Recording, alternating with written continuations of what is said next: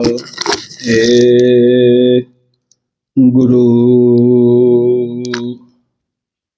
ਇੱਕ ਓੰਕਾਰ ਸਤਿਨਾਮ ਕਰਤਾ ਪੁਰਖ ਨਿਰਭਉ ਨਿਰਵੈਰ ਅਕਾਲ ਮੂਰਤ ਅਜੂਨੀ ਸੈਭੰ ਗੁਰ ਪ੍ਰਸਾਦ ਜਪ ਆਦ ਸੱਚ ਜੁਗਾਦ ਸੱਚ ਹੈ ਭੀ ਸੱਚ ਨਾਨਕ ਹੋਸੀ ਭੀ ਸੱਚ ਚੱਕਰ ਚਿਹਨ ਅਰ ਵਰਨ ਜਾਤ ਅਰ ਪਾਤ ਨਾਹਿਨ ਜੇ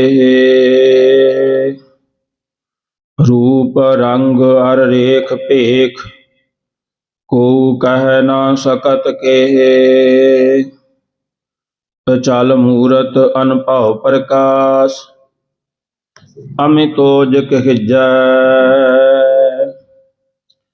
ਕੋਟ ਇੰਦਰ ਇੰਦਰਾਣ ਸਾਹੇ ਸਾਹਾਣ ਗਣਿਜੈ ਤਿਰਭਵਨ ਮਹੀਪ ਸੁਰ ਨਰ ਅਸੁਰ ਨੇਤ ਨੇਤ ਬਨ ਤਰੈਣ ਕਹਿਤ ਤੋਇ ਸਰਬ ਨਾਮ ਕਥੈ ਕਵਨ ਕਰਮ ਨਾਮ ਬਰਣਤ ਸੁਮਤ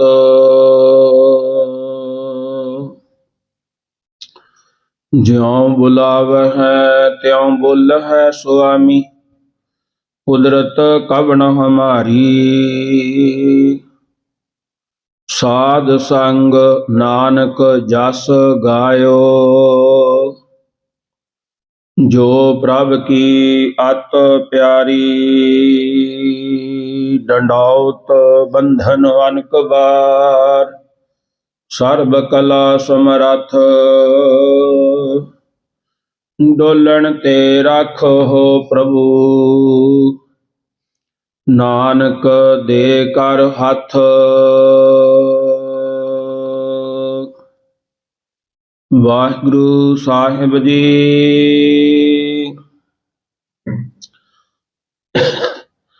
ਸਾਲੋਕ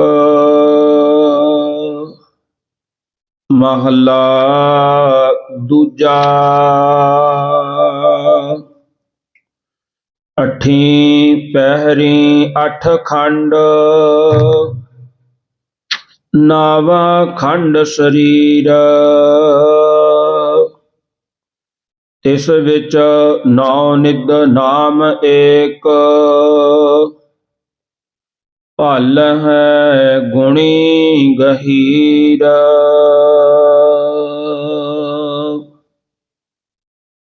ਕਰਮ ਬੰਤੀ ਸਲਾਹਿਆ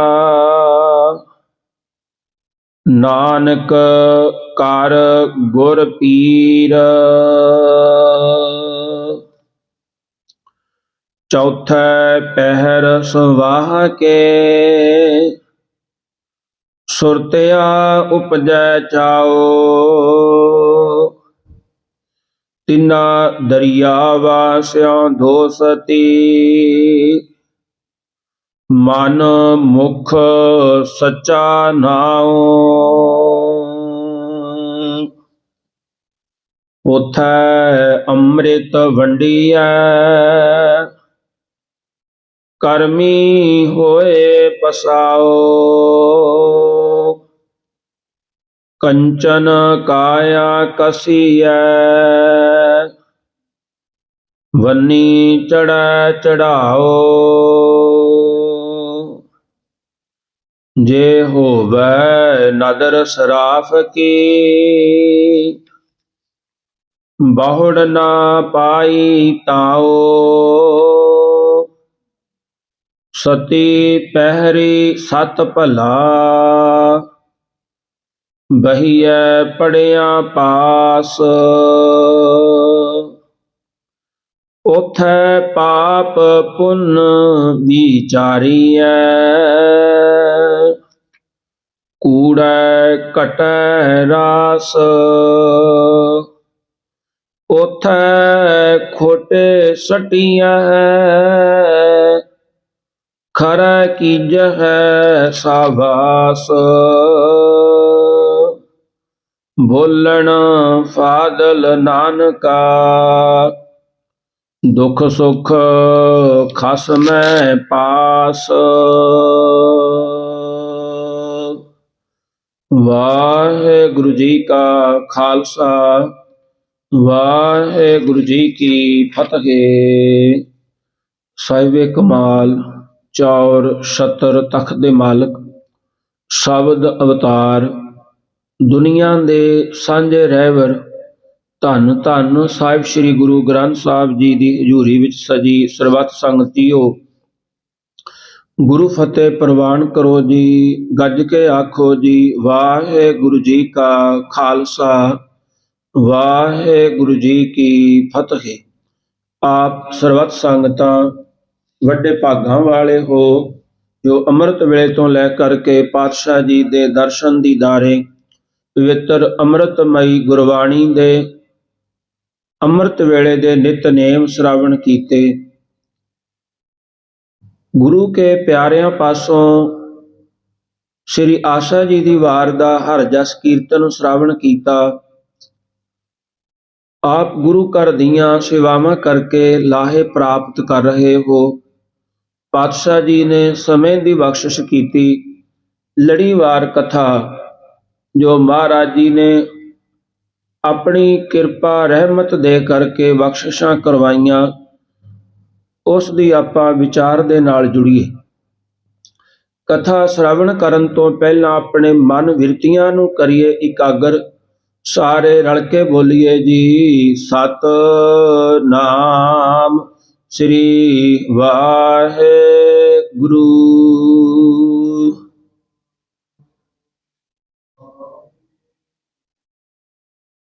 ਸ਼ਲੋਕ ਮਹੱਲਾ ਦੂਜਾ।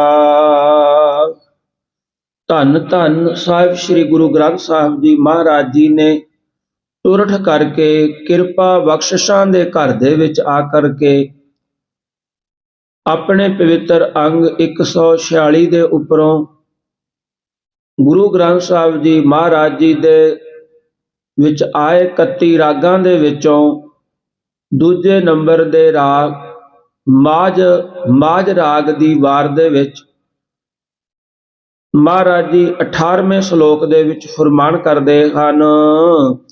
ਗੁਰੂ ਅੰਗਦ ਦੇਵ ਸਾਹਿਬ ਜੀ ਮਹਾਰਾਜ ਆ ਕਰਕੇ ਸਿੱਖਾਂ ਨੇ ਬੇਨਤੀ ਕੀਤੀ ਕਿ ਹੇ ਗੁਰੂ ਸਾਹਿਬ ਜੀ ਬਖਸ਼ਿਸ਼ਾਂ ਕਰੋ, ਜੀਵ ਨੂੰ 8 ਪਹਿਰਾਂ ਵਿੱਚ ਪਰਮਾਰਥ ਦੇ ਨਾਲ ਕਿਵੇਂ ਜੁੜਨਾ ਚਾਹੀਦਾ ਹੈ, ਤੇ ਜੋ ਧਰਤੀ ਦੇ 9 ਖੰਡਾਂ ਬਾਰੇ ਸੁਣਿਆ ਉਸ ਬਾਰੇ ਵੀ ਚਾਨਣਾ ਪਾਓ।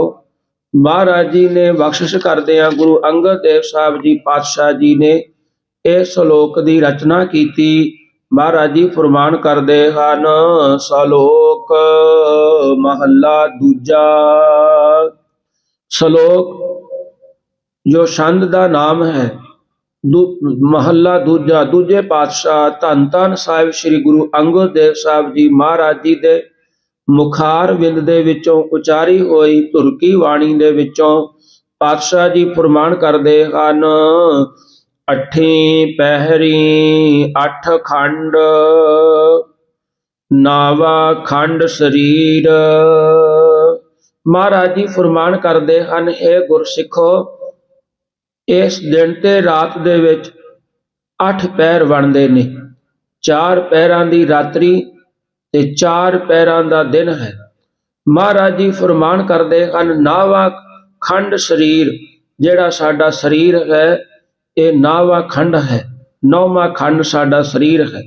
ਪਾਤਸ਼ਾਹ ਜੀ ਫਰਮਾਨ ਕਰਦੇ ਹਨ, ਹੁਣ ਇਸ ਵਿੱਚ ਜਿਹੜੇ 8 ਪਹਿਰੀ ਹੈ, ਪਾਤਸ਼ਾਹ ਜੀ ਗੁਰੂ ਗ੍ਰੰਥ ਸਾਹਿਬ ਜੀ ਮਹਾਰਾਜ ਜੀ ਦੇ ਵਿੱਚ ਫਰਮਾਨ ਕਰਦੇ ਹਨ, ਦੁਖ ਭੰਜਨ ਤੇਰਾ ਨਾਮ ਜੀ, ਦੁਖ ਭੰਜਨ ਤੇਰਾ ਨਾਮ, 8 ਪਹਿਰ ਆਰਾਧੀ ਹੈ, ਪੂਰਨ ਸਤਿਗੁਰ ਗਿਆਨ।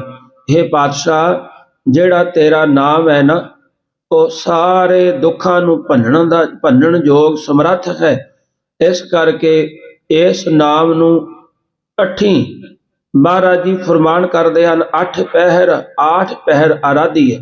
8 ਪਹਿਰ ਸਿਮਰਨ ਕਰਨਾ ਚਾਹੀਦਾ ਹੈ।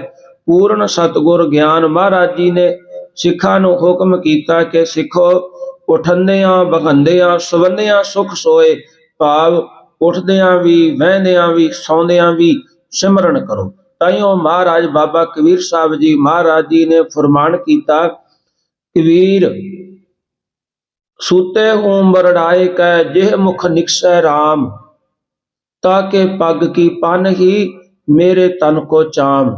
ਮਹਾਰਾਜ ਕਬੀਰ ਸਾਹਿਬ ਜੀ ਕਹਿਣ ਲੱਗੇ, ਜਿਨ੍ਹਾਂ ਦੇ ਰਾਤ ਨੂੰ ਸੁੱਤਿਆਂ ਪਿਆਂ ਦੇ ਮੁਖ ਦੇ ਵਿੱਚੋਂ ਬੁਰੜਾ ਕਰਕੇ ਪਰਮਾਤਮਾ ਦਾ, ਵਾਹਿਗੁਰੂ ਦਾ ਸਿਮਰਨ ਨਿਕਲਦਾ ਹੈ, ਵਾਹਿਗੁਰੂ ਦੇ ਸਿਮਰਨ ਦਾ ਉਚਾਰਨ ਹੁੰਦਾ ਹੈ, ਰਾਮ ਦੇ ਸਿਮਰਨ ਦਾ ਉਚਾਰਨ ਹੁੰਦਾ ਹੈ। ਮਹਾਰਾਜ ਕਬੀਰ ਸਾਹਿਬ ਜੀ ਕਹਿਣ ਲੱਗੇ, ਤਾਕੇ ਪੱਗ ਕੀ ਪਨ ਹੀ ਜੁੱਤੀ ਨੂੰ ਕਹਿੰਦੇ ਹਨ। ਮਹਾਰਾਜ ਜੀ ਕਹਿੰਦੇ, ਉਹਦੇ ਪੈਰਾਂ ਦੀ ਜੁੱਤੀ ਮੇਰੇ ਜਿਹੜਾ ਤਨ ਦਾ ਚੰਮ ਹੈ ਉਹਦੀ ਬਣਾ ਦਿੱਤੀ ਜਾਵੇ, ਫਿਰ ਵੀ ਉਸ ਦੀ ਕੀਮਤ ਨਹੀਂ ਪਾ ਸਕਦੇ। ਪਾਤਸ਼ਾਹ ਜੀ ਫਰਮਾਨ ਕਰਦੇ ਹਨ, 8 ਪਹਿਰ ਆਰਾਧੀਐ, ਪੂਰਨ ਸਤਿਗੁਰ ਗਿਆਨ। ਇਸ ਕਰਕੇ ਪਰਮਾਤਮਾ ਦਾ ਸਿਮਰਨ ਨਾਮ ਹੈ, ਉਹਨੂੰ 8 ਪਹਿਰ ਸਿਮਰਨਾ ਚਾਹੀਦਾ ਹੈ। ਮਹਾਰਾਜ ਜੀ ਫਰਮਾਨ ਕਰਦੇ ਹਨ, ਭਾਈ ਗੁਰਦਾਸ ਜੀ ਆਪਣੀ ਪਵਿੱਤਰ ਵਾਰ ਦੇ ਵਿੱਚ ਇਉਂ 8 ਖੰਡਾਂ ਦਾ ਉਪਦੇਸ਼ ਦਿੰਦਿਆਂ ਹੋਇਆਂ ਫਰਮਾਨ ਕਰਦੇ ਹਨ, 8 ਖੰਡ ਪਾਖੰਡ ਮਤ, ਗੁਰਮਤਿ ਇੱਕ ਮਨ ਇੱਕ ਧਿਆਇਆ।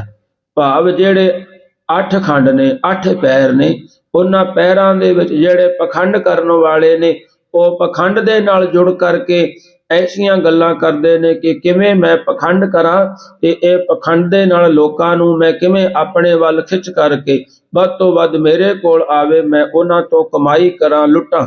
ਪਰ ਭਾਈ ਗੁਰਦਾਸ ਜੀ ਫਰਮਾਨ ਕਰਦੇ ਹਨ, ਮਤ ਗੁਰਮਤ ਇੱਕ ਮਨ ਇੱਕ ਧਿਆਇਆ। ਜਿਹੜੀ ਗੁਰਮਤ ਦੀ ਮਤ ਹੈ ਉਹ 8 ਪਹਿਰਾਂ ਦੇ ਵਿੱਚ ਇਹ ਹੀ ਸੋਚਦੀ ਹੈ ਕਿ ਕਿਵੇਂ ਮੈਂ ਰੱਬ ਦੇ ਸਿਮਰਨ ਨੂੰ ਕਰਾਂ, ਕਿਵੇਂ ਮੈਂ ਰੱਬ ਦੇ ਕੋਲੇ ਪਹੁੰਚਾਂ, ਕਿਵੇਂ ਮੈਂ ਰੱਬ ਦੇ ਨਾਲ ਜੁੜਾਂ। ਭਾਈ ਗੁਰਦਾਸ ਜੀ ਫਰਮਾਨ ਕਰਦੇ ਹਨ, ਅਸ਼ਟ ਧਾਤ ਪਾਰਸ ਮਿਲੀ, ਗੁਰਮੁਖ ਕੰਚਨ ਜੋਤ ਜਗਾਇਆ। ਜਦੋਂ ਗੁਰੂ ਦੀ ਮੱਤ ਮਿਲ ਜਾਂਦੀ ਹੈ ਤਾਂ ਫਿਰ ਜਿਹੜਾ ਆਮ ਮਨੁੱਖ ਹੁੰਦਾ ਹੈ ਉਹ ਗੁਰਮੁਖ ਜਨ ਬਣ ਜਾਂਦਾ ਹੈ। ਤਾਂ ਇਸ ਤਰ੍ਹਾਂ ਪਾਤਸ਼ਾਹ ਜੀ ਕਹਿੰਦੇ ਨੇ, ਜਿਵੇਂ 8 ਧਾਤਾਂ ਨੂੰ ਇੱਕ ਪਾਰਸ ਮਿਲਦਾ ਤੇ ਉਹ ਉਹਨਾਂ ਨੂੰ ਸੋਨਾ ਬਣਾ ਦਿੰਦਾ ਹੈ, ਪਰ ਪਾਰਸ ਦੇ ਵਿੱਚ ਇੱਕ ਹਿੰਮਤ ਨਹੀਂ ਹੈ, ਇਹ ਸਮਰੱਥਾ ਨਹੀਂ ਹੈ ਕਿ ਉਹ ਸਾਰੀਆਂ 8 ਧਾਤਾਂ ਨੂੰ ਆਪਣੇ ਵਰਗਾ ਪਾਰਸ ਬਣਾ ਲਵੇ। ਪਰ ਗੁਰੂ ਦੇ ਵਿੱਚ ਇਹ ਸਮਰੱਥਾ ਹੈ। ਜੋ ਵੀ ਗੁਰੂ ਸਾਹਿਬ ਦੇ ਨਾਲ ਜੁੜ ਗਿਆ ਤੇ ਉਹਨਾਂ ਨੂੰ ਆਪਣਾ ਰੂਪ ਦੇ ਦਿੰਦੇ ਨੇ, ਕਿਉਂਕਿ ਪਾਤਸ਼ਾਹ ਗੁਰੂ ਗੋਬਿੰਦ ਸਿੰਘ ਜੀ ਮਹਾਰਾਜ ਜੀ ਨੇ ਫਰਮਾਨ ਕੀਤਾ ਹੈ, ਵਾਹ ਵਾਹ ਗੋਬਿੰਦ ਸਿੰਘ ਆਪੇ ਗੁਰ ਚੇਲਾ। ਮਹਾਰਾਜ ਜੀ ਦੇ ਫਰਮਾਨ ਦੇ ਮੁਤਾਬਕ ਆਪੇ ਗੁਰੂ ਤੇ ਆਪੇ ਚੇਲਾ, ਭਾਵ ਦੋਨੇ ਸਮਰੱਥਾ ਯੋਗ। ਮਹਾਰਾਜ ਜੀ ਫਰਮਾਨ ਕਰਦੇ ਹਨ, ਰਿੱਧ ਸਿੱਧ ਸਾਧਕਾਂ ਆਦਿ ਪੁਰਖ ਆਦੇਸ਼ ਕਰਾਇਆ, 8 ਪਹਿਰ ਆਰਾਧੀਐ, ਸ਼ਬਦ ਸੁਰਤ ਲਿਵ ਅਲਖ ਲਖਾਇਆ। ਭਾਵ 8 ਪਹਿਰ ਵਾਹਿਗੁਰੂ ਦਾ ਸਿਮਰਨ ਕਰਨਾ ਚਾਹੀਦਾ, ਵਾਹਿਗੁਰੂ ਨੂੰ ਜਪਣਾ ਚਾਹੀਦਾ ਹੈ। ਮਹਾਰਾਜ ਜੀ ਫਰਮਾਨ ਕਰਦੇ ਹਨ, ਤਿਸ ਵਿੱਚ 9 ਨਿਧ ਨਾਮ ਏਕ, ਭਲ ਹੈ ਗੁਣੀ ਗਹੀਰ। ਮਹਾਰਾਜ ਜੀ ਫਰਮਾਨ ਕਰਦੇ ਹਨ, ਜਿਵੇਂ 8 ਪਹਿਰਾਂ ਦੇ ਵਿੱਚ ਸਮਾਂ ਬਖਸ਼ ਦਿੱਤਾ ਹੈ, ਸਮੇਂ ਬਖਸ਼ ਦੇ ਵਿੱਚ ਜਿਹੜੇ ਗੁਰਮੁਖ ਜਨ ਹਨ ਤੇ ਉਹ ਇਸ 8 ਪਹਿਰਾਂ ਦਾ ਲਾਹਾ ਸਿਮਰਨ ਕਰਕੇ ਲੈਂਦੇ ਹਨ। ਮਹਾਰਾਜ ਜੀ ਕਹਿੰਦੇ, ਜਿਹੜਾ 9ਵਾਂ ਖੰਡ ਸਰੀਰ ਹੈ ਨਾ, ਸਾਡਾ ਸਰੀਰ ਹੈ 9ਵਾਂ ਖੰਡ। ਪਾਤਸ਼ਾਹ ਜੀ ਫਰਮਾਨ ਕਰਦੇ ਹਨ, ਤਿਸ ਵਿੱਚ 9 ਨਿਧ ਨਾਮ ਏਕ, ਭਲ ਹੈ ਗੁਣੀ ਗਹੀਰ। ਹੁਣ ਸਾਡੇ ਸਰੀਰ ਦੇ ਵਿੱਚ ਮਹਾਰਾਜ ਜੀ ਫਰਮਾਨ ਕਰਦੇ ਹਨ, ਕਹਿੰਦੇ 9 ਨਿਧਾਂ 18 ਸਿੱਧੀਆਂ ਨੇ ਤੇ ਉਹ ਇੱਕ ਨਾਮ ਦੇ ਨਾਲ ਮਿਲਦੀਆਂ ਨੇ। ਇਹ ਨਾਮ ਵੀ ਇਸ ਸਰੀਰ ਦੇ ਵਿੱਚ ਹੈ। ਪਾਤਸ਼ਾਹ ਜੀ ਫਰਮਾਨ ਕਰਦੇ ਹਨ, ਭਲ ਹੈ ਗੁਣੀ ਗਹੀਰ। ਜਿਹੜੇ ਗੁਣੀ ਦੇ ਗਹੀਰ ਹਨ, ਜਿਨ੍ਹਾਂ ਦੇ ਉੱਪਰ ਦਾਤੇ ਦੀ ਬਖਸ਼ਿਸ਼ ਹੁੰਦੀ ਹੈ, ਉਹ ਇਸ ਤਨ ਦੇ ਵਿੱਚੋਂ, ਇਸ ਮਨ ਦੇ ਵਿੱਚੋਂ ਨਾਮ ਨੂੰ ਲੱਭਣਾ ਕਰਦੇ ਹਨ। ਤੇ 9ਵੇਂ ਖੰਡ ਵਾਲੇ ਸਰੀਰ ਵਿੱਚ ਇੱਕ 9 ਨਦੀਆਂ ਦੇ ਮਾਲਕ ਪਰਮੇਸ਼ਰ ਦਾ ਨਾਮ ਹੈ। ਨਾਮ ਦੇ ਸਿਮਰਨ ਕਰਨ ਵਾਲੇ ਸਰੀਰ ਵਿੱਚੋਂ ਉਸਦੇ ਨਾਮ ਨੂੰ ਭਲ ਹੈ। ਲੱਭ ਕੇ ਗੁਣਾਂ ਦੇ ਗਹੀਰ ਖਜ਼ਾਨੇ ਬਣ ਜਾਂਦੇ ਹਨ। ਅੱਠਾਂ ਪਹਿਰਾਂ ਵਿੱਚ ਕੀ ਕਰਨਾ ਚਾਹੀਦਾ? ਉੱਤਰ ਵਿੱਚ ਦੱਸਦੇ ਨੇ ਕਿ 5 ਵਿਕਾਰ ਜਿਹੜੇ ਕਾਮ, ਕ੍ਰੋਧ, ਲੋਭ, ਮੋਹ, ਹੰਕਾਰ, 3 ਗੁਣ ਰਜੋ ਤਮੋ ਸਤੋ ਗੁਣ, ਅੱਠਾਂ ਪਹਿਰਾਂ ਦੇ ਵਿੱਚ ਇਹਨਾਂ ਦਾ ਖੰਡਨ ਕਰਨਾ ਚਾਹੀਦਾ। ਅੱਠਾਂ ਪਹਿਰਾਂ ਵਿੱਚ ਵਿਸ਼ੇ, ਸ਼ਬਦ, ਸਪਰਸ਼, ਰੂਪ, ਰਸ, ਗੰਧ, ਅਸਤ, ਜੜ, ਦੁੱਖ ਰੂਪ ਮਾਇਆ ਦਾ ਖੰਡਨ ਕਰਨਾ ਚਾਹੀਦਾ। ਨੌਵਾਂ ਜੋ ਸਰੀਰ ਹੈ ਇਸ ਦੇ ਅਭਿਮਾਨ ਨੂੰ ਵੀ ਖੰਡਨ ਕਰੋ। ਮਹਾਰਾਜ ਜੀ ਫੁਰਮਾਨ ਕਰਦੇ ਹਨ, ਅੱਠਾਂ ਪਹਿਰਾਂ ਵਿੱਚ ਬੈਰਾਗ, ਵਿਵੇਕ, ਖਟ, ਸੰਪਤੀ, ਮੋਖ, ਇੱਛਾ, ਸ਼੍ਰਵਣ, ਮੰਨਣ, ਨਿਧਾਸਨ, ਤਤ ਤੋਏ ਪਦ ਦਾ ਸੁਸ਼ੋਧਨ, ਇਹਨਾਂ ਅੱਠਾਂ ਨੂੰ ਅਪਣਾਓ ਅਤੇ 5 ਕਲੇਸ਼, ਅਵਿਦਿਆ, ਅਸਮਤਾ, ਰਾਗ, ਦੁਐਸ਼, ਅਵਨਿਵੇਸ਼ ਅਤੇ 3 ਦੇਹਾਂ ਕਾਰਨ ਸੂਖਮ ਅਸਥੂਲ, ਇਹਨਾਂ ਦਾ ਖੰਡਨ ਕਰੋ। ਭਾਵ ਇਹਨਾਂ ਨੂੰ ਸਾਰਿਆਂ ਨੂੰ ਛੱਡਣਾ ਕਰੋ। ਮਹਾਰਾਜ ਜੀ ਕਹਿੰਦੇ ਇਸ ਸਰੀਰ ਦੇ ਵਿੱਚੋਂ ਫਿਰ ਜਿਹੜਾ ਗੁਣ ਹੈ, ਨਾਮ ਹੈ, ਉਸ ਨੂੰ ਚਲਾਉਣਾ ਕਰੋ, ਲੱਭਣਾ ਕਰੋ ਜੀ। ਕਰਮ ਬੰਤੀ ਸਲਾਹਿਆ, ਨਾਨਕ ਕਰ ਗੁਰ ਪੀਰ। ਹੁਣ ਮਹਾਰਾਜ ਜੀ ਫੁਰਮਾਨ ਕਰਦੇ ਹਨ, ਉਹਨਾਂ ਦੇ ਵੱਡੇ ਭਾਗ ਨੇ, ਉਹ ਕਰਮ ਬੰਤੀ ਹਨ, ਉਹ ਵੱਡੇ ਸ੍ਰੇਸ਼ਟ ਕਰਮਾਂ ਵਾਲੇ ਨੇ, ਜਿਨ੍ਹਾਂ ਦੇ ਉੱਪਰ ਸਤਿਗੁਰੂ ਜੀ ਨੇ ਕਿਰਪਾ ਬਖਸ਼ਿਸ਼ਾਂ ਕਰਕੇ ਅੰਮ੍ਰਿਤ ਵੇਲੇ ਦਾ ਸਮਾਂ ਉਹਨਾਂ ਨੂੰ ਦਿੱਤਾ। ਕਿਉਂਕਿ ਅੰਮ੍ਰਿਤ ਵੇਲੇ ਦਾ ਸਮਾਂ ਜਿਹੜਾ ਹਰ ਇੱਕ ਦੇ ਉੱਠਣ ਦਾ ਨੂੰ ਉਠਾਉਣ ਵਾਸਤੇ ਜਿਹੜੇ ਗੁਰਮੁਖ ਜਨ ਉਹਨਾਂ ਦੇ ਉੱਪਰ ਇਹ ਕਿਰਪਾ ਹੁੰਦੀ ਹੈ ਕਿ ਉਹ ਅੰਮ੍ਰਿਤ ਵੇਲੇ ਉੱਠ ਕੇ ਨਾਮ ਸਿਮਰਨ ਕਰਦੇ ਹਨ ਤੇ ਨਾਲ ਪਰਮਾਤਮਾ ਦੀ ਗੁਰਬਾਣੀ ਦੇ ਨਾਲ ਜੁੜਦੇ ਹਨ। ਹੁਣ ਮਹਾਰਾਜ ਜੀ ਇਸ ਫੁਰਮਾਨ ਦੇ ਵਿੱਚ ਫੁਰਮਾਨ ਕਰਦੇ ਹਨ, ਕਹਿੰਦੇ ਭਾਈ ਬੁਰੇ ਕਾਮ ਕੋ ਊਠ ਖਲੋਇਆ, ਨਾਮ ਕੀ ਬੇਲਾ ਪੈ ਪੈ ਸੋਇਆ। ਬੁਰੇ ਕੰਮਾਂ ਵਾਸਤੇ ਬੜਾ ਉੱਠ ਕੇ ਖਲੋ ਗਿਆ, ਪਰ ਜਦੋਂ ਨਾਮ ਦਾ ਸਮਾਂ ਆਇਆ ਮਹਾਰਾਜ ਜੀ ਕਹਿੰਦੇ ਉਦੋਂ ਤੂੰ ਉੱਪਰ ਕੱਪੜਾ ਲੈ ਕੇ ਪੈ ਗਿਆ। ਭਾਵ ਕਹਿ ਦਿੱਤਾ ਕਿ ਬੂਹੇ ਵਾਰੀਆਂ ਬੰਦ ਕਰ ਦਿਓ, ਬਾਹਰੋਂ ਕੋਈ ਆਵਾਜ਼ ਨਾ ਆਵੇ, ਮੈਂ ਸੌਣਾ। ਪਾਤਸ਼ਾਹ ਜੀ ਫਰਮਾਨ ਕਰਦੇ ਹਨ, ਕਰਮ ਬੰਤੀ ਸਲਾਹਿਆ, ਵੱਡੇ ਭਾਗਾਂ ਵਾਲੇ ਨੇ ਜਿਹਦੇ ਸ੍ਰੇਸ਼ਟ ਕਰਮ ਹਨ, ਉਹਨਾਂ ਨੇ ਪ੍ਰਮਾਤਮਾ ਨੂੰ ਅੰਮ੍ਰਿਤ ਵੇਲੇ ਉੱਠ ਕਰਕੇ ਸਲਾਹੁਣਾ ਜਪਣਾ ਕੀਤਾ।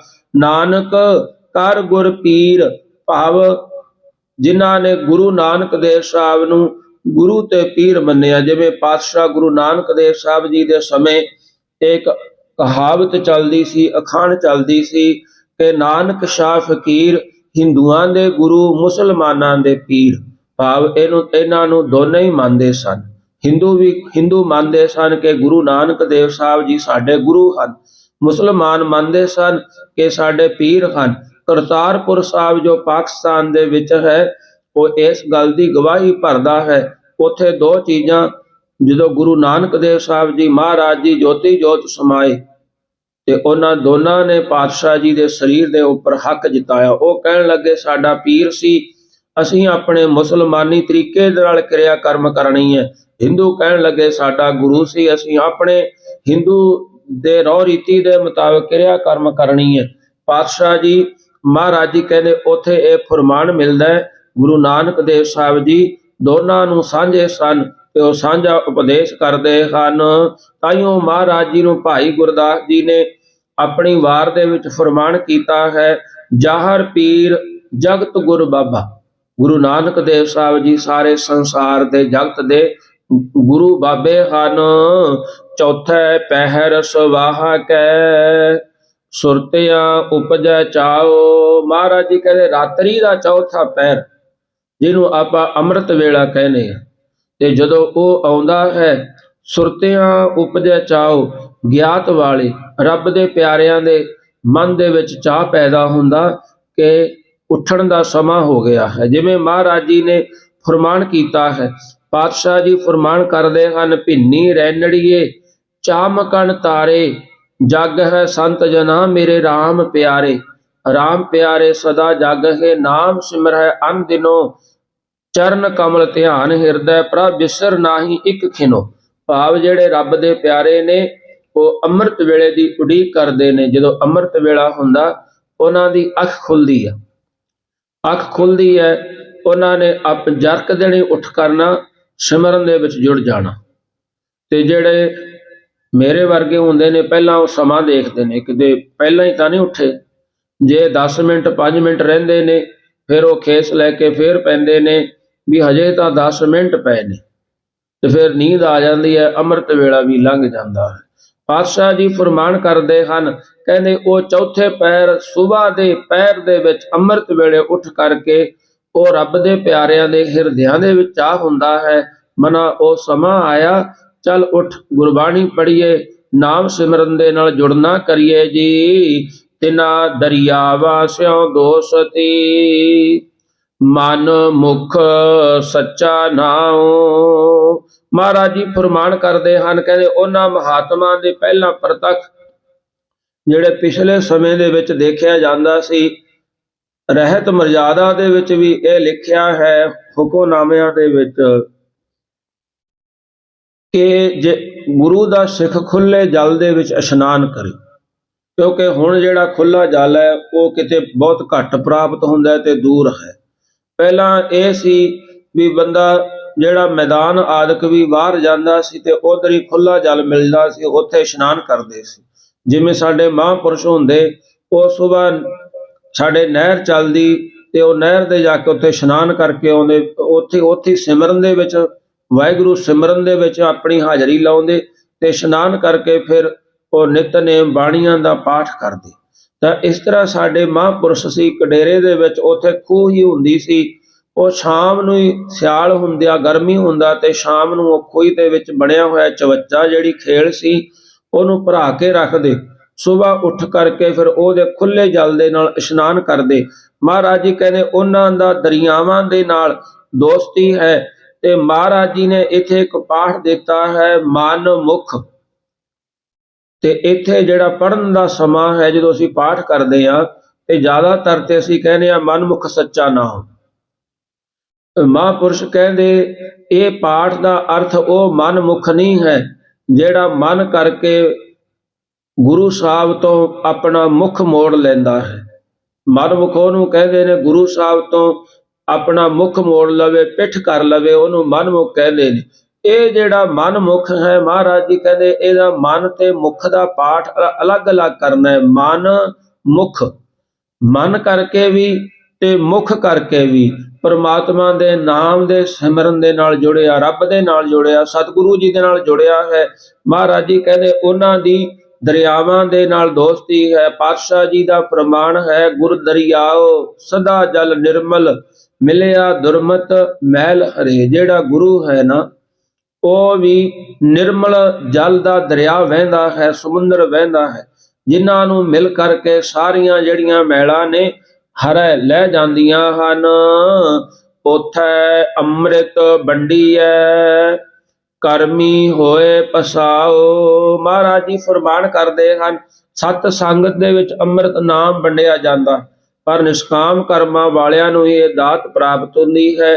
ਉਹਨਾਂ ਤੇ ਹਰੀ ਪਰਮੇਸ਼ਰ ਪਸਾਓ ਪ੍ਰਸੰਨ ਹੁੰਦਾ ਹੈ। ਭਾਵ ਸਤ ਸੰਗਤ ਦੇ ਵਿੱਚ ਹਰ ਰੋਜ਼ ਅੰਮ੍ਰਿਤ ਬਖਸ਼ਦਾ ਹੈ। ਇਸ ਅੰਮ੍ਰਿਤ ਦੇ ਵਿੱਚ ਜਿਹੜੇ ਨਿਸ਼ਕਾਮੀ ਹੁੰਦੇ ਨੇ, ਭਾਵ ਜਿਨ੍ਹਾਂ ਦਾ ਇਹ ਹੁੰਦਾ ਕਿ ਮੈਂ ਸਤਿਗੁਰੂ ਜੀ ਦੇ ਚਰਨਾਂ 'ਚ ਹਾਜ਼ਰੀ ਭਰਨੀ ਹੈ ਤੇ ਜੋ ਉੱਥੇ ਨਾਮ ਬਾਣੀ ਹੈ, ਕਥਾ ਨਾਮ ਬਾਣੀ ਦੀ ਕਥਾ ਹੁੰਦੀ ਹੈ, ਉਹ ਸ਼ਰਵਣ ਕਰਨੀ ਹੈ, ਉਹ ਨਿਸ਼ਕਾਮ ਹੈ।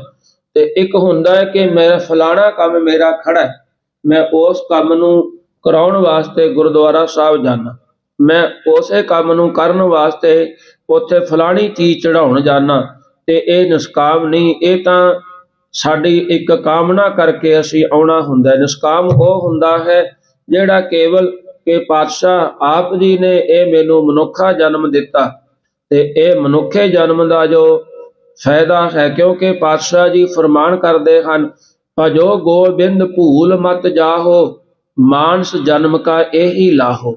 ਇਹ ਮਨੁੱਖ ਤੂੰ ਭੁੱਲ ਨਾ ਜਾਈ, ਰੱਬ ਦਾ ਸਿਮਰਨ ਕਰੀ, ਕਿਉਂਕਿ ਜਿਹੜਾ ਮਨੁੱਖਾ ਜਨਮ ਹੈ ਇਹਦਾ ਇਹੀ ਲਾਹਾ ਹੈ ਕਿ ਰੱਬ ਦਾ ਸਿਮਰਨ ਕਰੇ। ਪਾਤਸ਼ਾਹ ਜੀ ਫਰਮਾਨ ਕਰਦੇ ਹਨ ਕਿ ਉੱਥੇ ਅੰਮ੍ਰਿਤ ਵੰਡੀਐ, ਸਤ ਸੰਗ ਦੇ ਵਿੱਚ, ਰੱਬ ਦੀ ਸਤ ਸੰਗ ਦੇ ਵਿੱਚ ਅੰਮ੍ਰਿਤ ਦੀ ਵਰਤਾਰਾ ਹੁੰਦਾ। ਕਰਮੀ ਹੋਏ ਪਸਾਓ, ਤੇ ਵੱਡੇ ਭਾਗਾਂ ਵਾਲਿਆਂ ਨੂੰ ਇਹ ਅੰਮ੍ਰਿਤ ਮਿਲਦਾ। ਜਿਵੇਂ ਬਾਬਾ ਫਰੀਦ ਸਾਹਿਬ ਜੀ ਦਾ ਬਚਨ ਹੈ, ਪਾਤਸ਼ਾਹ ਜੀ ਫਰਮਾਨ ਕਰਦੇ ਹਨ, ਫਰੀਦਾ ਰੱਬ ਕਥੂਰੀ ਵੰਡੀਐ, ਸੁੱਤਿਆਂ ਮਿਲੈ ਨਾ ਭਾਓ, ਜਿਨ੍ਹਾਂ ਨੈਣ ਨਿੰਦਰਾਵਲੇ ਤਿਨਾਂ ਮਿਲਣ ਕੁਆਓ। ਮਹਾਰਾਜ ਜੀ ਫਰਮਾਨ ਕਰਦੇ ਹਨ, ਅੰਮ੍ਰਿਤ ਵੇਲੇ ਪ੍ਰਮਾਤਮਾ ਕਥੂਰੀਆਂ ਵੰਡਦਾ ਹੈ, ਸੁਗਾਤਾਂ ਦਿੰਦਾ ਹੈ।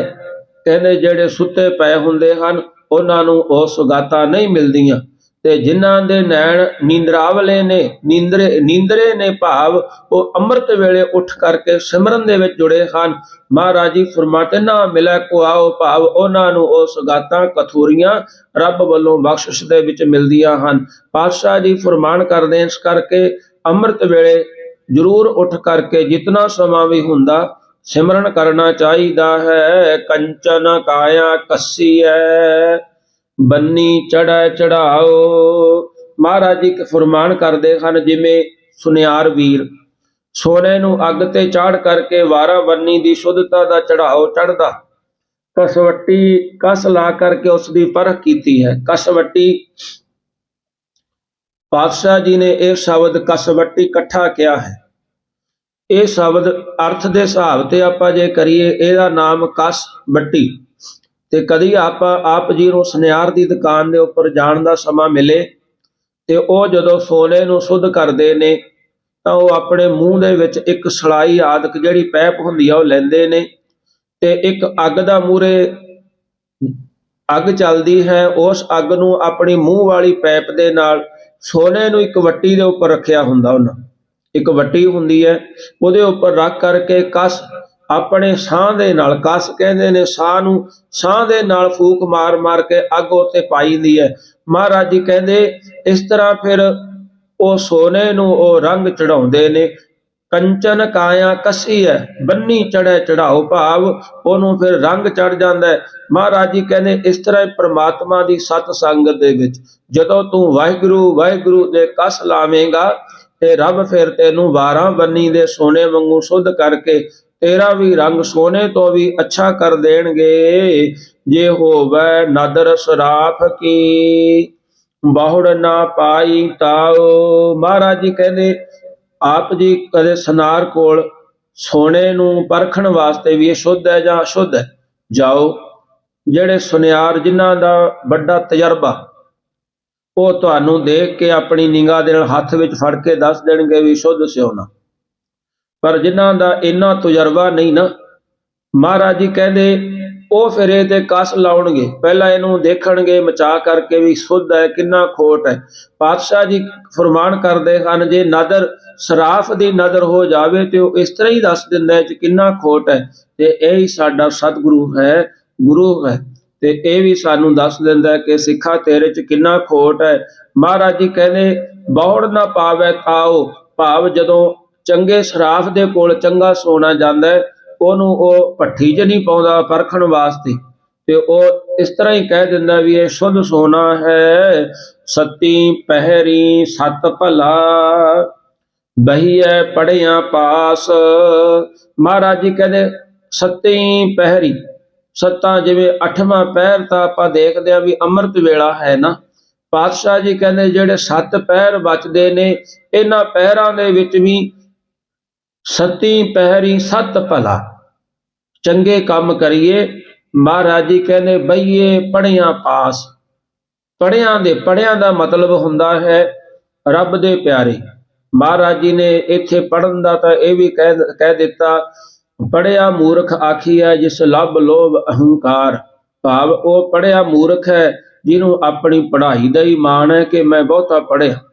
ਮਹਾਰਾਜ ਜੀ ਕਹਿੰਦੇ ਪੜੇ ਦੇ ਬਾਬਤ ਜੇਤਾ ਪੜਿਆ ਤੇਤਾ ਕੜਿਆ, ਭਾਵ ਜਿਹੜਾ ਬਹੁਤਾ ਪੜ ਗਿਆ ਉਹ ਕੜ ਗਿਆ। ਹਰੇਕ ਗੱਲ ਨੂੰ ਲੈ ਕਰਕੇ ਉੱਥੇ ਆਹ ਕੁਛ ਲਿਖਿਆ ਉੱਥੇ ਆਹ ਲਿਖਿਆ। ਜਿਵੇਂ ਸਾਡੇ ਜਿਹੜੇ ਅੱਜ ਕੱਲ ਦੇ ਵਿਦਵਾਨ ਨੇ ਨਾ, ਇਹ ਆਪਣੀ ਐਸੀ ਵਿਦਵਾਨੀ ਦੇ ਵਿੱਚ ਜਿਹੜੀ ਗੁਰਬਾਣੀ ਵਿੱਚ ਲਿਖੀ ਹੈ, ਪਾਤਸ਼ਾਹ ਜੀ ਨੇ ਇੱਕ ਵਚਨ ਲਿਖਿਆ ਹੈ ਕਿ ਜਿਹੜੀ ਜਲ ਕੀ ਮਾਛਲੀ ਚਰੈ ਖਜੂਰ, ਜਲ ਦੀ ਮਛਲੀ ਖਜੂਰ ਚਰਦੀ ਹੈ। ਉਹ ਕਹਿਣ ਲੱਗੇ ਬਾਬਾ ਕਬੀਰ ਸਾਹਿਬ ਨੇ ਤਾਂ ਉਹ ਲਿਖਤਾ, ਭਾਵ ਜਿਹੜੀ ਗੁਰਬਾਣੀ ਹੈ ਬਾਬਾ ਕਬੀਰ ਸਾਹਿਬ ਜੀ ਨੇ ਪਹਿਲਾਂ ਸਿੱਧ ਕਰਿਆ ਹੈ। ਲੋਕ ਜਾਣੈ ਇਹੋ ਗੀਤ ਹੈ ਇਹ ਤੋਂ ਬ੍ਰਹਮ ਵਿਚਾਰ, ਲੋਕ ਇਹਨੂੰ ਜਾਣਦੇ ਨੇ ਵੀ ਇਹ ਤਾਂ ਗੀਤ ਗਾਉਣ ਜੋਗੀ ਹੈ ਗੁਰਬਾਣੀ।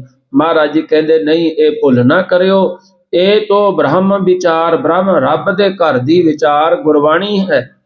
ਤੇ ਇਸ ਕਰਕੇ ਮਹਾਰਾਜ ਜੀ ਫਰਮਾਨ ਕਰਦੇ ਹਨ, ਉਹਨਾਂ ਪੜ੍ਹਿਆਂ ਦੇ ਪਾਸ ਬੈਠੀਏ ਜਿਹੜੇ ਪੜ੍ਹੇ ਖੁਦ ਰੱਬ ਦੇ ਨਾਲ ਜੁੜੇ ਨੇ, ਤੇ ਆਪਾਂ ਨੂੰ ਵੀ ਉਹ ਰੱਬ ਦੇ ਨਾਲ ਜੋੜਨ ਦੀ ਸਮਰੱਥਾ ਰੱਖਦੇ ਨੇ।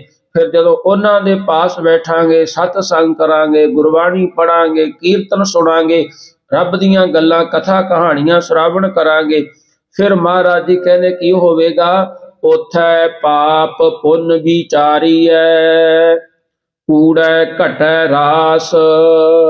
ਫਿਰ ਜਦੋਂ ਰੱਬ ਦੇ ਪਿਆਰਿਆਂ ਦੇ ਕੋਲੇ, ਇਹਨਾਂ ਪੜ੍ਹਿਆਂ ਕੋਲੇ ਬੈਠਾਂਗੇ, ਉਥੇ ਪਾਪ ਤੇ ਪੁੰਨ ਦੀ ਵਿਚਾਰ ਹੋਵੇਗੀ। ਪਾਪ ਪੁੰਨ ਅਸੀਂ ਕੀ ਕਰ ਰਹੇ ਹਾਂ? ਜੇ ਅਸੀਂ ਪਾਪ ਕਰ ਰਹੇ ਹਾਂ, ਜਦੋਂ ਉਹਨਾਂ ਨੇ ਵਿਚਾਰ ਕਰੀ ਤੇ ਸਾਨੂੰ ਪਤਾ ਲੱਗ ਜਾਏਗਾ ਵੀ ਇਹ ਵਿਚਾਰ ਸਾਡੇ ਤੇ ਆ, ਅਸੀਂ ਇਹ ਕੰਮ ਕਰ ਰਹੇ ਹਾਂ। ਤੇ ਜੇ ਉਹਨਾਂ ਨੇ ਵਿਚਾਰ ਕਰੀ, ਜੇ ਅਸੀਂ ਸੇਵਾ ਕਰ ਰਹੇ ਹਾਂ, ਸਿਮਰਨ ਕਰ ਰਹੇ ਹਾਂ, ਫਿਰ ਵੀ ਸਾਨੂੰ ਪਤਾ ਲੱਗੇਗਾ ਵੀ ਅਸੀਂ ਸੇਵਾ ਸਿਮਰਨ ਕਰ ਰਹੇ ਹਾਂ, ਅਸੀਂ ਪਾਪ ਨਹੀਂ, ਅਸੀਂ ਪੁੰਨ ਕਰ ਰਹੇ ਹਾਂ। ਹੁਣ ਇਹ ਜਿਹੜੀ ਕਥਾ ਹੁੰਦੀ ਹੈ ਨਾ, ਕਈ ਵਾਰੀ ਕਥਾ ਦੇ ਵਿੱਚ ਕੋਈ ਪ੍ਰਕਰਨ ਚੱਲਦਾ, ਪ੍ਰਕਰਨ ਦਾ ਮਤਲਬ ਹੁੰਦਾ ਹੈ ਵੀ ਕੋਈ ਵਿਸ਼ੇ ਦੀ ਗੱਲ ਚੱਲਣੀ, ਤੇ ਉਹ ਕਈ ਵਾਰੀ ਗੁਰਬਾਣੀ ਦੇ ਵਿੱਚ ਜਦੋਂ ਪ੍ਰਕਰਨ ਚੱਲਦਾ, ਕਥਾਵਾਚਕ ਕਥਾਕਾਰ ਉਹ ਪ੍ਰਕਰਨ ਤੇ ਉਹ ਗੱਲ ਕਰਦਾ। ਜਿਹੜਾ ਕਈ ਵਾਰੀ ਕਥਾ ਸ਼ਰਵਣ ਵਾਲੇ ਸਰੋਤੇ ਹੁੰਦੇ ਨੇ, ਕਥਾ 'ਚ ਬੈਠ ਕੇ ਉਹਨਾਂ ਨੂੰ ਇਹ ਲੱਗਦਾ ਵੀ ਇਹ ਸਾਨੂੰ ਹੀ ਗੱਲਾਂ ਕਹੀ ਜਾਂਦੇ ਨੇ, ਹੁੰਦਾ ਤਾਂ ਉਹ ਪ੍ਰਕਰਨ ਹੈ, ਵਿਸ਼ਾ ਚੱਲਦਾ, ਵਿਸ਼ੇ ਦੇ ਉੱਤੇ ਉਹ ਗੱਲ ਕਰੀ ਜਾਂਦੀ ਹੈ। ਮਹਾਰਾਜ ਜੀ ਕਹਿੰਦੇ ਉਹ ਲੱਗਦਾ ਦੂਸਰੇ ਨੂੰ ਇਹ ਹੈ ਵੀ ਇਹ ਮੈਨੂੰ ਹੀ ਕਹਿੰਦਾ। ਪਾਤਸ਼ਾਹ ਜੀ ਫਰਮਾਨ ਕਰਦੇ ਹਨ, ਉਥੈ ਪਾਪ ਪੁੰਨ ਵਿਚਾਰੀਐ, ਕੂੜੈ ਘਟੈ ਰਾਸ। ਪੜ੍ਹਿਆਂ ਦੀ ਸੰਗਤ ਦੇ ਵਿੱਚ, ਰੱਬ ਦੇ ਪਿਆਰਿਆਂ ਦੀ ਸੰਗਤ ਦੇ ਵਿੱਚ ਬੈਠ ਕਰਕੇ ਜਦੋਂ ਉਹ ਦੱਸਣਗੇ ਗੁਰਬਾਣੀ ਦੇ ਮੁਤਾਬਕ, ਆਹ ਕਰਨਾ ਠੀਕ ਹੈ, ਆਹ ਕਰਨਾ ਨਹੀਂ ਠੀਕ, ਫਿਰ ਉੱਥੇ ਵਿਚਾਰ ਹੋਵੇਗੀ, ਮਨਾ ਜੋ ਇਹ ਕਹਿ ਰਹੇ ਨੇ ਤੂੰ ਕਰ ਰਿਹਾ ਉਹ ਸਾਰਾ ਗਲਤ ਹੈ, ਇਸ ਕਰਕੇ ਆਪਾਂ ਪਾਪਾਂ ਦੇ ਭਾਗੀ ਹਾਂ। ਮਹਾਰਾਜ ਜੀ ਫਰਮਾਨ ਕਰਦੇ ਹਨ, ਉਹਨਾਂ ਦੀਆਂ ਗੱਲਾਂ ਸੁਣਨ ਦੇ ਨਾਲ ਕੂੜਾ ਘਟੈ ਰਾਸ। ਜਿਹੜਾ ਕੂੜੇ ਮਤਲਬ ਜਿਹੜਾ ਅਸੀਂ ਝੂਠ ਕਰਦੇ ਆ, ਮਾੜਾ ਕਰ ਰਹੇ ਆ, ਰੱਬ ਦੇ ਪਿਆਰਿਆਂ ਦੀ ਸੰਗਤ ਦੇ ਵਿੱਚ ਬੈਠ ਕਰਕੇ, ਉਹ ਘਟ ਜਾਂਦਾ ਹੈ। ਪਾਤਸ਼ਾਹ ਜੀ ਫਰਮਾਨ ਕਰਦੇ ਹਨ, ਉਥੈ ਖੋਟੇ ਸੱਟੀਐ ਹੈ, ਖਰਾ ਕੀਚਹਿ ਸਾਵਾਸ। ਹੁਣ ਜਿਹੜੀ ਰੱਬ ਦੀ ਪਿਆਰਿਆਂ ਦੀ ਸੰਗਤ ਹੈ, ਮਹਾਰਾਜ ਜੀ ਕਹਿੰਦੇ ਉਥੇ ਖੋਟੇ ਨੇ ਜਿਹੜੇ, ਉਹਨਾਂ ਨੂੰ ਪਰਾਂ ਸੁੱਟ ਦਿੱਤਾ ਜਾਂਦਾ। ਜਿਵੇਂ ਸੁਨਾਰ ਨੇ ਖੋਟਿਆਂ ਨੂੰ ਪਰਾਂ ਕਰ ਦਿੰਦਾ, ਜਿਵੇਂ ਆਪਾਂ ਨੂੰ ਕੋਈ ਨਕਲੀ ਨੋਟ ਮਿਲ ਜਾਵੇ ਖੋਟਾ, ਤੇ ਉਹਨੂੰ ਆਪਾਂ ਕਹਿੰਦੇ ਆ ਵੀ ਇਹ ਨਕਲੀ ਚੱਲਣਾ ਨਹੀਂ, ਇਹਨੂੰ ਬਾਹਰ ਸੁੱਟ ਦਿਓ। ਪਾਤਸ਼ਾਹ ਜੀ ਫਰਮਾਨ ਕਰਦੇ ਹਨ, ਖਰਾ ਕੀਚਹਿ ਸਾਵਾਸ। ਜਿਹੜੇ ਖਰੇ ਚੱਲਣ ਯੋਗ ਹੁੰਦੇ ਨੇ ਨੋਟ ਪੈਸੇ, ਉਹਨਾਂ ਨੂੰ ਅਸੀਂ ਸਾਂਭਦੇ ਹਾਂ, ਤੇ ਇਹ ਹੀ ਰੱਬ ਦੀ ਦਰਗਾਹ ਦਾ ਕੰਮ ਹੈ। ਮਹਾਰਾਜ ਜੀ ਕਹਿੰਦੇ ਜਿਹੜੇ ਖੋਟੇ ਨੇ, ਰੱਬ ਦੀ ਦਰਗਾਹ ਦੇ ਵਿੱਚੋਂ ਉਹ ਬਾਹਰ ਕੱਢੇ ਜਾਣਗੇ, ਤੇ ਜਿਹੜੇ ਖਰੇ ਨੇ, ਮਹਾਰਾਜ ਜੀ ਕਹਿੰਦੇ ਉਹਨਾਂ ਨੂੰ ਪਰਮਾਤਮਾ ਵਾਹਿਗੁਰੂ ਸ਼ਾਬਾਸ਼ ਕਵੇਗਾ ਕਿ ਤੁਹਾਨੂੰ ਸੰਸਾਰ 'ਚ ਭੇਜਿਆ। ਜਿਸ ਸੰਸਾਰ ਦੇ ਵਿੱਚ, ਜਿਸ ਕਾਮ ਵਾਸਤੇ ਕਿ ਜਿਸ ਕਾਜ ਵਾਸਤੇ ਸੰਸਾਰ ਦੇ ਵਿੱਚ ਭੇਜਿਆ, ਉਸ ਕਾਜ ਨੂੰ, ਉਸ ਕੰਮ ਨੂੰ ਤੁਸੀਂ ਕਰਿਆ, ਸ਼ਾਬਾਸ਼, ਤੁਸੀਂ ਮੇਰੇ ਨਾਮ ਦਾ ਸਿਮਰਨ ਆਪ ਵੀ ਕੀਤਾ ਤੇ ਹੋਰਨਾਂ ਨੂੰ ਵੀ ਕਰਾਉਣਾ ਕੀਤਾ ਹੈ। ਬੋਲਣ ਫਾਦਲ ਨਾਨਕਾ, ਦੁੱਖ ਸੁੱਖ ਖਸਮੈ ਪਾਸ। ਮਹਾਰਾਜ ਜੀ ਫਰਮਾਨ ਕਰਦੇ ਹਨ, ਦੁੱਖ ਸੁੱਖ ਸਮੇਂ ਆਪਣੇ ਖਸਮੇ ਮਾਲਕ ਵਾਹਿਗੁਰੂ ਦੇ ਪਾਸ ਅਰਦਾਸ ਕਰਨੀ ਚਾਹੀਦੀ ਹੈ। ਗੁਰੂ ਜੀ ਫਰਮਾਨ ਕਰਦੇ ਹਨ ਕਿ ਲੋਕਾਂ ਅੱਗੇ ਬੋਲਣਾ ਫਾਦਲ ਵਿਅਰਥ ਹੀ ਹੈ, ਭਾਵ ਕਿਸੇ ਨੂੰ ਕਹਿਣਾ ਵੀ ਆ ਮੇਰੇ ਦੁੱਖ ਘੱਟ ਕਰ ਦੇ। ਮਹਾਰਾਜ ਜੀ ਕਹਿੰਦੇ ਬੋਲਣ ਫਾਜ਼ਲ ਨਾਨਕਾ, ਕਿਸੇ ਨੂੰ ਕਹਿਣਾ ਵੀ ਆਹ ਦੁੱਖ ਹੈ ਮੇਰੇ ਘੱਟ ਕਰ ਦੇ। ਦੁੱਖ ਸੁੱਖ ਖਸਮੈ ਪਾਸ।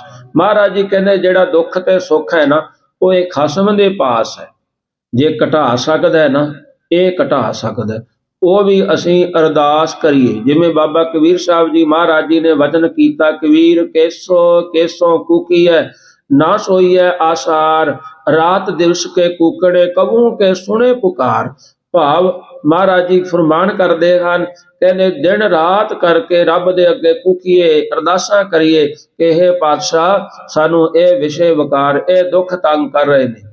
ਮਹਾਰਾਜ ਜੀ ਕਹਿੰਦੇ ਰਾਤ ਦਿਵਸ ਦੇ ਕੂਕਣ ਦੇ ਨਾਲ ਨਾ, ਕਬੂ ਕੇ ਸੁਣੇ ਪੁਕਾਰ, ਭਾਵ ਕਦੋਂ ਨਾ ਕਦੋਂ ਤਾਂ ਰੱਬ ਸਾਡੀ ਇਹ ਪੁਕਾਰ ਸੁਣੇਗਾ। ਪਾਤਸ਼ਾਹ ਜੀ ਫਰਮਾਨ ਕਰਦੇ ਹਨ, ਦੁੱਖ ਸੁੱਖ ਪੁਰਬ ਜਨਮ ਕੇ ਕੀਏ, ਸੋ ਜਾਣੈ ਜਿਨ ਦਾਤਾ ਦੀਏ, किसको दोष देह तू प्राणी सह अपना किया करारा है। महाराज जी फरमान करते हैं, कहते ਜਿਹੜਾ ਦੁੱਖ ਤੇ ਸੁੱਖ ਹੈ ਨਾ, ਇਹ ਸਾਡੇ ਪੂਰਬਲੇ ਜਨਮਾਂ ਦੇ ਮਿਲੇ ਨੇ। ਜੋ ਅਸੀਂ ਪਹਿਲਾਂ ਕਮਾਏ ਨੇ, ਸਾਨੂੰ ਇੱਥੇ ਉਹ ਫਲ ਮਿਲਿਆ ਜੋ ਸਾਡਾ ਪਹਿਲਾਂ ਬੀਜੇ।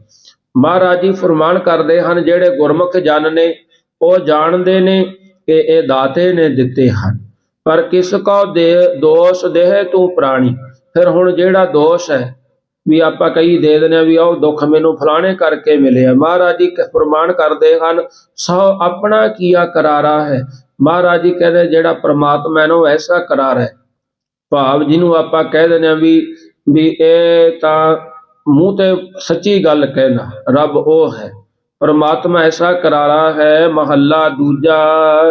पातशाह गुरु नानक देव साहब जी, दूजे नानक देव साहब जी पातशाह फरमान करते हैं, श्री गुरु अंगद देव साहब जी महाराज खडूर साहब दे विच दीवान विच विराजमान सन। एक दिन सिद्धा ने आके चर्चा की। उस चर्चा दे विच सिद्ध सी जिहड़े पातशाह जी ने निरुत्तर कर दिते ते जाणिया कि ये भी अपने गुरु नानक देव साहब जी दे स्वरूप हैं।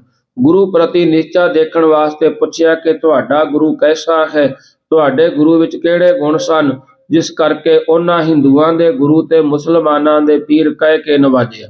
उस वेले गुरु साहब जी ने यह शब्द उच्चारण करके गुरु नानक देव साहब जी वाले श्लोक दा ही जो जपजी साहब दे विच भाव प्रगट कीता कि हे सिद्धो, जिवें गुरु नानक देव साहब जी अपने पार ब्रह्म परमेश्वर नूं ऐसे भाव प्रगट कीता कि समझिया वो चर्चा तुहाडे नाल साडे गुरु दी हो चुकी है। कोई निश्चा सानू है जो गुरु नानक देव साहब जी अपने गुरु ते है। पातशाह जी ने श्लोक है जिहड़ा माझ दी राग दे विच आउंदा है, श्लोक महला दूजा, ते ओहदा कुछ स्वरूप बदलिया होया। पातशाह जी फरमान करदे हन, पाउण गुरु पाणी पिता माता धरत महत। जिवें आपां जपजी साहब दे विच पढ़दे हां पवन गुरु, इत्थे पातशाह जी ने इहनूं पौण गुरु लिखिया है। महाराज जी कहते, हे सिद्धो, साडे गुरु पौण वर्गे निर्लेप हन। पाणी दी न्याई शांत चित निर्मल हन। पिता दी न्याई पालण वाले, भाव सिक्ख्या दे के सिੱਖੀ जीवन पैदा करके पालण पोषण करदे हन।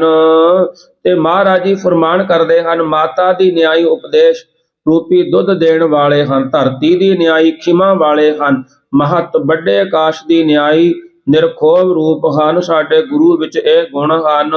ਦਿਨ ਰਾਤ ਦੋਇ ਦਾਈ ਦਾਇਆ ਖੇਲੈ ਸਗਲ ਜਗਤ। ਜਿਵੇਂ ਜਪਜੀ ਸਾਹਿਬ ਦੇ ਵਿੱਚ ਪਾਠ ਹੈ ਦਿਵਸ ਰਾਤ। ਮਹਾਰਾਜ ਜੀ ਨੇ ਫਰਮਾਨ ਕਹਿਤਾ ਹੈ, ਇੱਥੇ ਪਾਠ ਕੀਤਾ ਪਾਤਸ਼ਾਹ ਜੀ ਨੇ ਦਿਨਸ ਭਾਵ ਦਿਵਸ ਤੋਂ ਦਿਨਸ ਕੀਤਾ। ਮਹਾਰਾਜ ਜੀ ਕਹਿੰਦੇ ਜਿਹੜਾ ਦਿਵਸ ਰਾਤ ਹੈ ਨਾ, ਦਿਨਸ ਰਾਤ, ਦਿਨ ਤੇ ਰਾਤ ਦੋਨੇ ਦਾਈ ਦਾਇਆ ਨੇ, ਇਹਦੇ ਵਿੱਚ ਸਾਰਾ ਸੰਸਾਰ ਖੇਡਦਾ। ਤੇ ਸਾਡੇ ਗੁਰੂ ਸਾਹਿਬਾਨ ਵੀ ਇਸੇ ਹਨ। ਇਹ ਵੀ ਦਾਈ ਦਾਇਆ ਹਨ ਸਾਰੇ ਸਿੱਖਾਂ ਦੇ। ਤੇ ਇਹਨਾਂ ਦੀ ਗੋਦੀ ਦੇ ਵਿੱਚ ਵੀ ਸਾਰੇ ਸਿੱਖ ਬੜੇ, ਸਾਰਾ ਜਗਤ ਖੇਡਦਾ ਹੈ। ਚੰਗਿਆਈਆ ਬੁਰਿਆਈਆ ਵਾਚੈ ਧਰਮ ਹਦੂਰ। ਮਹਾਰਾਜ ਜੀ ਫਰਮਾਨ ਕਰਦੇ ਹਨ, ਜਿਵੇਂ ਚੰਗੇ ਤੇ ਮਾੜੇ ਜਿਹੜੇ ਗੁਣ ਨੇ ਨਾ, ਉਹ ਧਰਮ ਰਾਜੇ ਦੇ ਹਜ਼ੂਰ ਬਾਚੇ ਜਾਂਦੇ ਨੇ। ਪੁੱਛਿਆ ਜਾਂਦਾ ਕਿ ਸੰਸਾਰ ਦੇ ਵਿੱਚ ਤੂੰ ਕੀ ਗੁਣ ਤੇ ਕੀ ਔਗੁਣ ਕੀਤੇ। ਤੇ ਇਸ ਤਰ੍ਹਾਂ ਗੁਰੂ ਸਾਹਿਬ ਜੀ ਆਪਣੇ ਗੁਰਸਿੱਖਾਂ ਨੂੰ ਇਹ ਚੰਗਿਆਈਆਂ ਤੇ ਬੁਰਾਈਆਂ ਦਾ ਹਿਸਾਬ ਦੱਸ ਕਰਕੇ ਚੰਗੇ ਗੁਣਾਂ ਵੱਲ ਲਾਉਂਦੇ ਹਨ। ਕਰਮੀ ਆਪੋ ਆਪਣੀ ਕੇ ਨੇੜ ਕੇ ਦੂਰ। ਮਹਾਰਾਜ ਜੀ ਫਰਮਾਨ ਕਰਦੇ ਹਨ, ਸਾਰੇ ਦੱਸਦੇ ਨੇ ਭਾਈ ਆਪੋ ਆਪਣੇ ਕਰਮਾਂ ਦੇ ਅਨੁਸਾਰ ਹੈ। ਕੋਈ ਗੁਰਸਿੱਖ ਸਤਿਗੁਰੂ ਦੇ ਨੇੜੇ ਹੈ ਤੇ ਕੋਈ ਦੂਰ ਹੈ। ਕਈ ਸਿੱਖ ਸਤਿਗੁਰਾਂ ਤੋਂ ਦੂਰ ਹੋ ਜਾਂਦੇ ਹਨ। ਜਿਨੀ ਨਾਮ ਧਿਆਇਆ ਗਏ ਮਸਕਤ ਕਾਲ।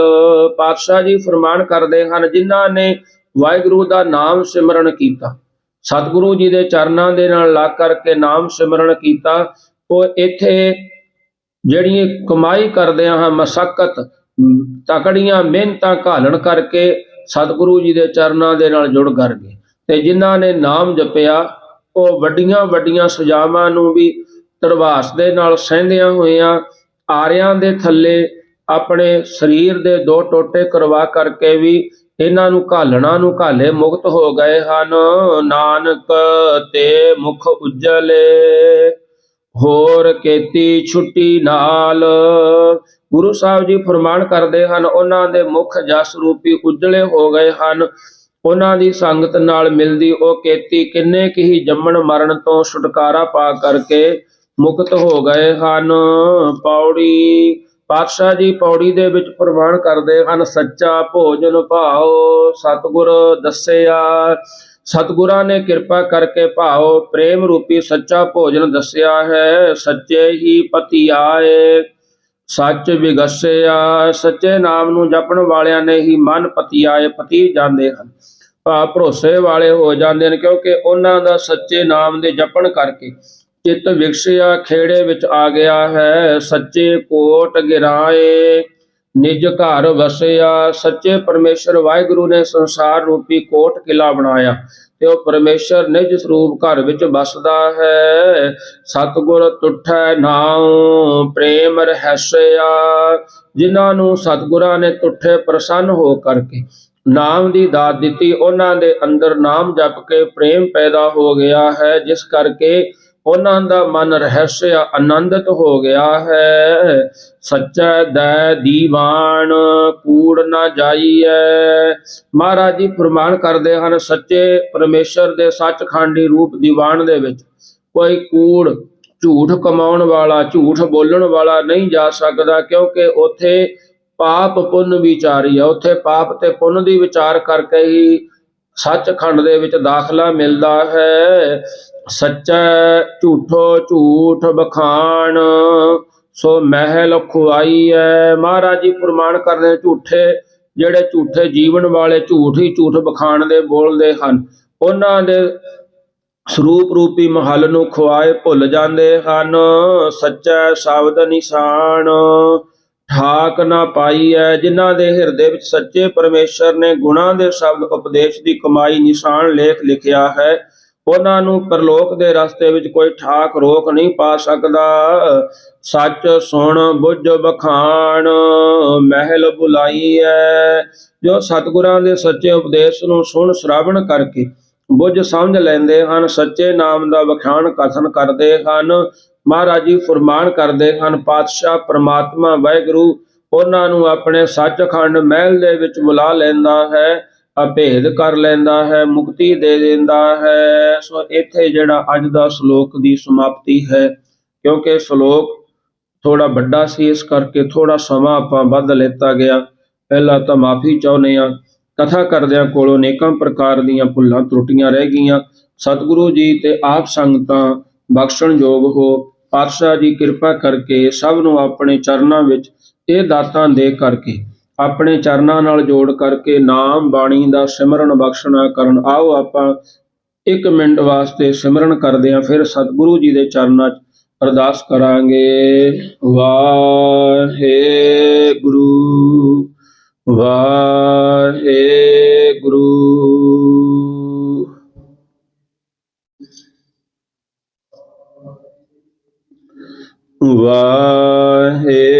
ਵਾਹਿਗੁਰੂ ਵਾਹਿਗੁਰੂ ਵਾਹਿਗੁਰੂ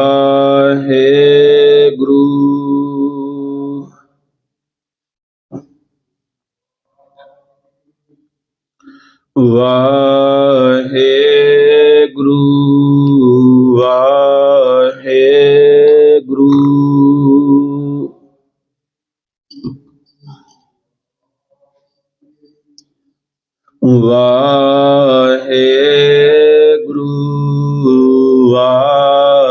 ਵਾਹਿਗੁਰੂ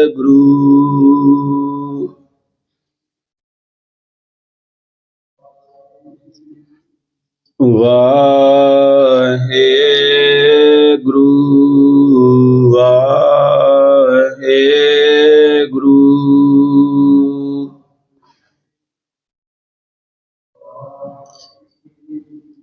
ਸਲੋਕ ਪਾਵਨ ਗੁਰੂ ਪਾਣੀ ਪਿਤਾ ਮਾਤਾ ਧਰਤ ਦਿਵਸ ਰਾਤ ਦੋਇ ਦਾਈ ਦਾਇਆ ਖੇਲੈ ਸਗਲ ਚੰਗਿਆਈਆ ਬੁਰਿਆਈਆ ਵਾਚੈ ਕਰਮੀ ਆਪੋ ਆਪਣੀ ਕੇ ਨੇੜਾ ਕੇ ਜਿਨੀ ਨਾਮ ਧਿਆਇਆ ਗਏ ਮਸਕਤ ਨਾਨਕ ਤੇ ਮੁਖ ਉਜਲੇ ਕੀਤੀ ਛੁਟੀ ਜਿਨੀ ਨਾਮ ਧਿਆਇਆ ਗਏ ਮਸਕਤ ਨਾਨਕ ਤੇ ਮੁਖ ਉਜਲੇ ਕੀਤੀ ਛੁਟੀ। ਵਾਹਿਗੁਰੂ ਜੀ ਕਾ ਖਾਲਸਾ ਵਾਹਿਗੁਰੂ ਜੀ ਕੀ ਫਤਿਹ। ਤੂੰ ਠਾਕੁਰ ਤੁਮ ਪਹਿਰ ਜੀਉ ਪਿੰਡ ਸਭ ਮਾਤ ਪਿਤਾ ਹਮ ਬਾਰਕ ਦੇ।